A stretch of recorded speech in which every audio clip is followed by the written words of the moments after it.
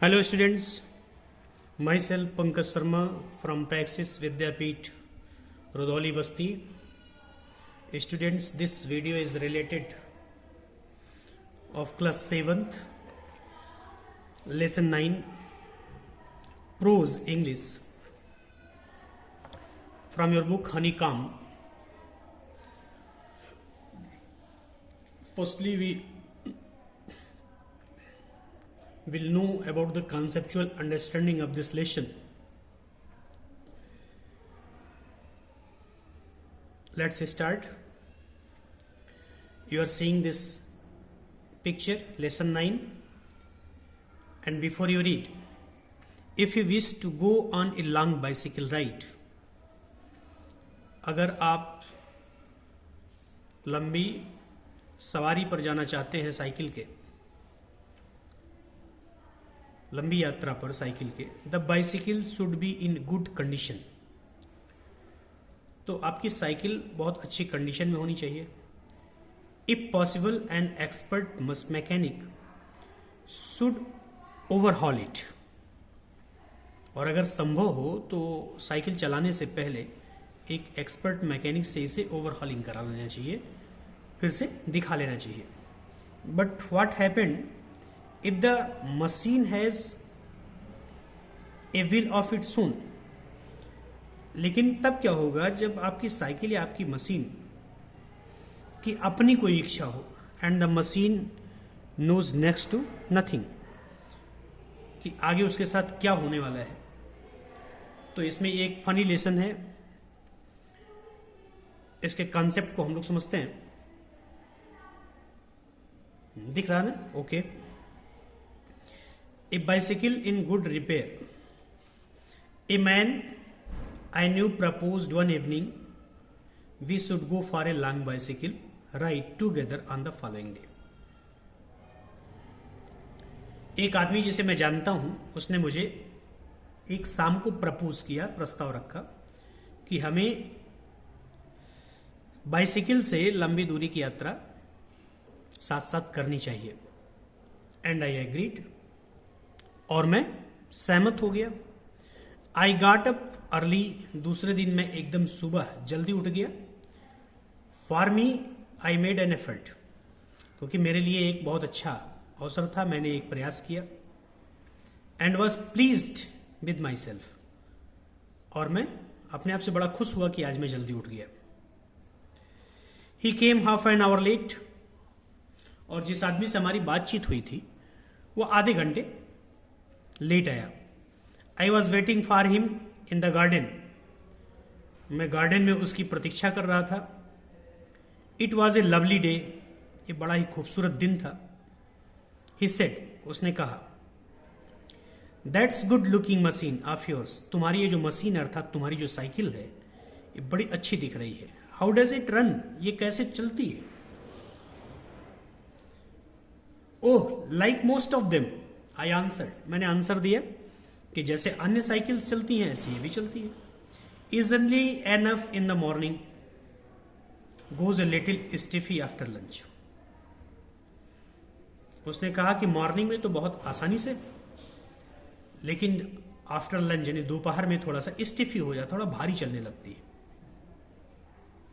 ही काट hold of it, उसने मेरी मशीन को पकड़ा. बाय द फ्रंट व्हील, उसके आगे के पहिए को. एंड द फोर्क, फोर्क माने होता जो जिस दो डंडे से आपका पहिया दूरी के माध्यम से बंधा होता है उसे फोर्क बोलते हैं. एंड साक इट वायलेंटली, और उसे बड़े भयानक तरीके से हिला दिया. I said don't do that, you will hurt it, मैंने उससे कहा ऐसा मत करो, नहीं तो तुम इसे हर्ट कर दोगे. हर्ट माने नुकसान पहुंचा देना. I did not see why he should shake it, मैं नहीं जान पाया कि वो इसे क्यों सेक कर रहा. सेक माने हिलाना. It had not done anything to him, cycle में ऐसा कुछ नहीं था जिससे वो इस तरह से कोई चीजें करे. बिसाइड्स, इसके अतिरिक्त, इफ इट वांटेड सेकिंग, अगर वो इसे हिलाना ही चाहता था। I was the proper person to shake it. तो साइकिल हिलाने के लिए मैं प्रॉपर पर्सन था, मेरी साइकिल थी, मैं हिलाता उसे, वो क्यों हिला रहा है?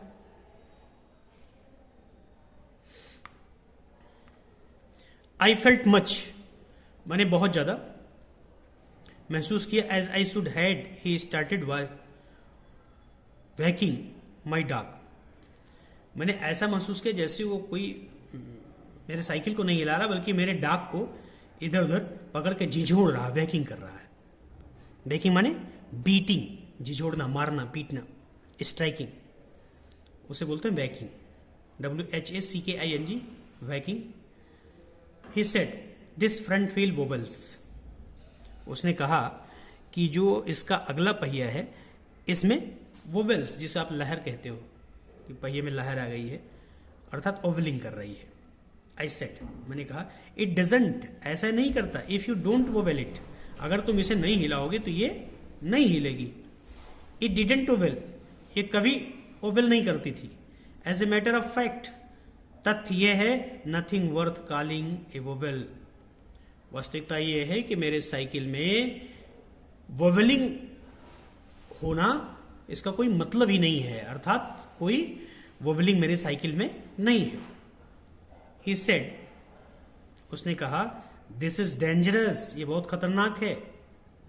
Have you got a hammer, क्या तुम्हारे पास एक हथौड़ा है? आई आट टू हैव बीन फर्म, मैं एकदम दृढ़ हो गया, निश्चित हो गया। But I thought that perhaps, लेकिन फिर भी मैंने सोचा कि शायद हो सकता है, he really did know something about the business, हो सकता है ये आदमी साइकिल मैकेनिक हो, इसे अच्छी तरीके से साइकिल के बारे में पता हो, इस काम को अच्छे तरीके से जानता हो। He went to the tool set, हमारे घर में जो टूल सेट था जहाँ पे विभिन्न प्रकार के औजार रखे जाते हैं, उसे टूल सेट बोलते हैं। टू सी, ये देखने के लिए, खोजने के लिए, व्हाट आई कुड फाइंड, तो मैं वहाँ गया और देखा कि क्या मैं वहाँ पा सकता हूँ एक हैमर, हैमर माने हथौड़ा। व्हेन आई केम बैक, जब मैं वापस आया, he was sitting on the ground, वो ग्राउंड पर बैठा हुआ था, with the front wheel between his leg, उसने साइकिल का पहला पहिया, अगला पहिया निकाल दिया था और उसे अपने पैरों के बीच में रखे हुए था। He was playing with it, और उस पहिए को अपने पैरों के बीच में रख करके चला रहा था, उसे खेल रहा था। Twiddling it round between his finger, twiddling माने घुमाना, इट राउंड माने गोल गोल, अपने फिंगर से उसे गोल गोल घुमा रहा था। ही रेमनेंट, रेमनेंट माने जो रिमेनिंग पार्ट था, जब उसने पहिया खोला होगा तो उसमें छर्रे निकले होंगे, उसमें कुछ और पेंच निकले होंगे, कुछ नट बोल्ट निकले होंगे, तो जरा उसे रेमनेंट बोलते हैं, remaining part. Remnant of the machine was lying on the gravel path beside him, और मशीन के जो बचे हुए पार्ट थे, यानी पहिए का जो बचा हुआ भाग था, वह उस भद्दे रास्ते पर, टेढ़े मेढ़े रास्ते पर उसके बगल में पड़े हुए थे।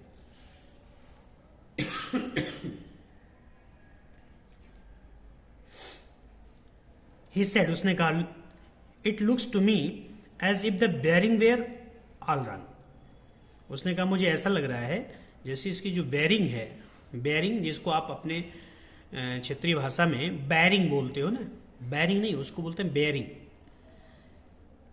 वो खराब हो गई है, ऑल रंग।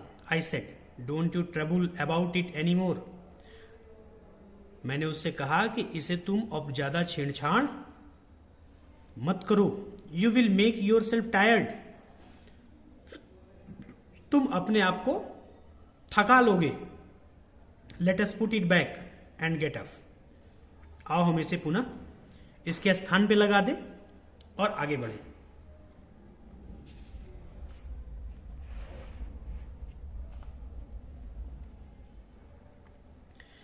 आगे देखते हैं। ही सेड, उसने कहा, we may as well see what is the matter with it, उसने कहा नहीं नहीं ऐसे नहीं चलना है, रास्ते में कहीं साइकिल धोखा दे दिया तो क्या होगा, हमें इसे देखना चाहिए कि इसमें गलत क्या है।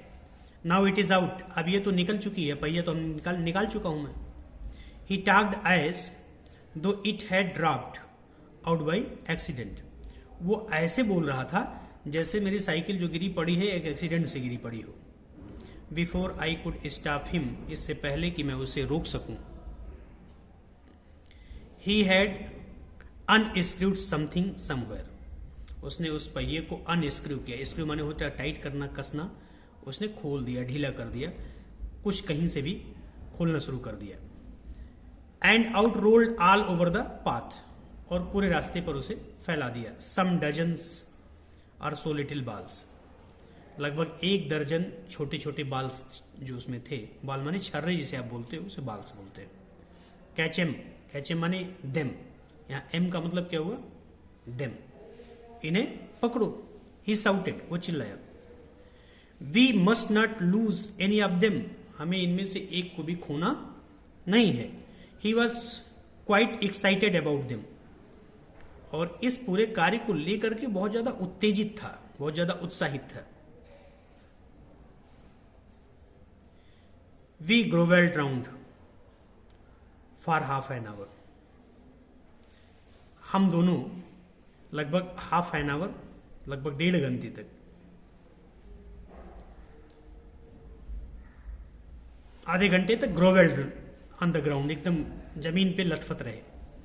एंड फाउंड 16, और उस 16 बाल्स को, जो लिटिल बॉल्स थे, जो छर्रे थे, उन्हें प्राप्त किया। He said he hoped we had got them all, उसने कहा कि हमको आशा है कि हम सभी लोगों, हमने सारे बॉल पा लिए हैं, सारे छर्रे हमको मिल गए हैं। बिकॉज, क्योंकि इफ नॉट, अगर नहीं मिलता, it would make a serious difference to the machine, अगर ये नहीं मिलेगा पूरा का पूरा, तो मशीन में एक बहुत गंभीर अंतर पैदा कर देगा, कमी पैदा कर देगा। I put them for safety in my hat, और मैंने उनकी सेफ्टी के लिए उन्हें अपनी हैट में रख दिया। It was not a sensible thing to do, I admit, मैंने कहा ये एक सेंसिबल चीज़ नहीं है करने के लिए, ऐसा हमको नहीं करना चाहिए। तो इसका जो फर्स्ट पार्ट था ये था। अब इसके थोड़े से क्वेश्चन आंसर जो हैं इसको यहीं देख लेते हैं, और फिर नेक्स्ट पार्ट हम लोग नेक्स्ट वीडियो में देखेंगे। कॉम्प्रिहेंशन चेक देखिए। I got up early for me, it implies that, इसका मतलब हुआ कि मैं एकदम सुबह उठ गया था। मेरे लिए ये जो वक्तव्य कहा देखिए इन्वर्टेड कामा में ना, इसका मतलब क्या हुआ। He was an early riser, वह हमेशा जल्दी उठने वाला व्यक्ति था। He was a late riser, वह लेट राइजर था, लेट में उठता था।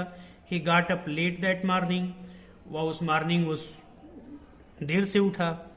तो इसमें से सही आंसर क्या होगा इस लाइन का मतलब। अभी देखिए जब आप यहां पढ़ रहे थे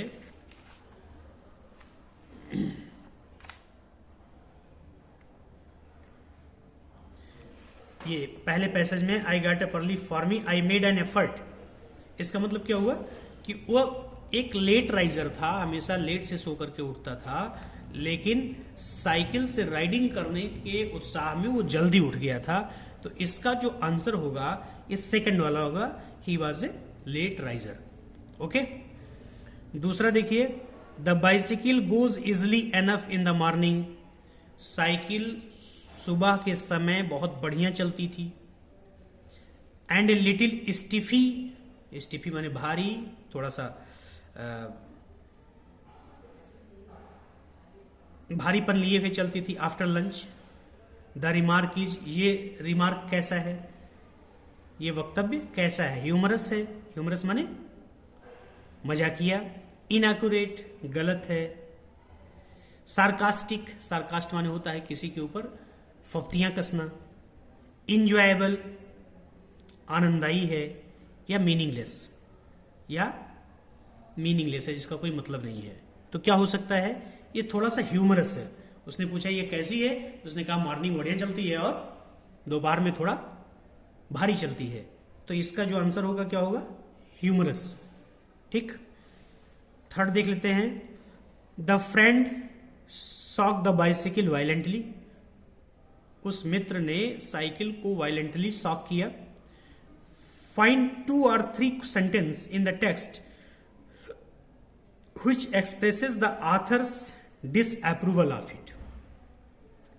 2 या 3 सेंटेंस आप अपने टेक्स्ट बुक से खोज करके लिखिए कि बाइसिकल के सेक करने पर, हिलाने पर आथर अप्रसन्न था, उसको अप्रूव नहीं किया।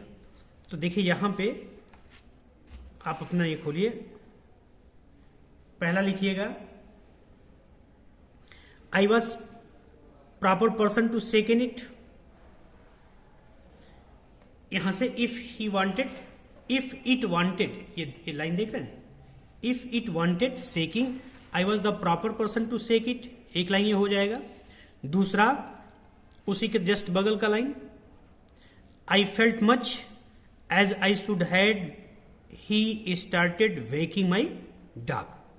ये दोनों लाइन आप लिखेंगे तो ये प्रूव कर रहे हैं, वहां लिखिएगा कि these 2 lines proves that authors disapproval. तो ये दोनों लाइन प्रूव कर रहे हैं कि आथर डिसअप्रूव था, अप्रूव नहीं दे रहा था। अगला देखिए, if not it would make a serious difference to the machine, what does it refer to. यहां इट का क्या मतलब है? तो यहां लिखिएगा, वो कहा था कि जो उसके बॉल्स थे बेयरिंग के, लिटिल बॉल्स, जिन्हें आप क्या बोलते, छर्रे, अगर वो सारे छर्रे नहीं मिलेंगे तो साइकिल ठीक से तैयार नहीं होगी, उसमें डिफरेंस पैदा हो जाएगा, अंतर पैदा हो जाएगा। तो आप लिखिएगा, पहले ये वक्तव्य पूरा लिखेंगे, ये पूरा जो लिखा हुआ आपके क्वेश्चन में, इतना लिखने के बाद आप लिखेंगे, मैं भूल रहा हूं, इसे आप वीडियो को पॉज करके आप लिखेंगे, it means, it refer to the losing of any ball of bearing, then the bicycle could not run properly।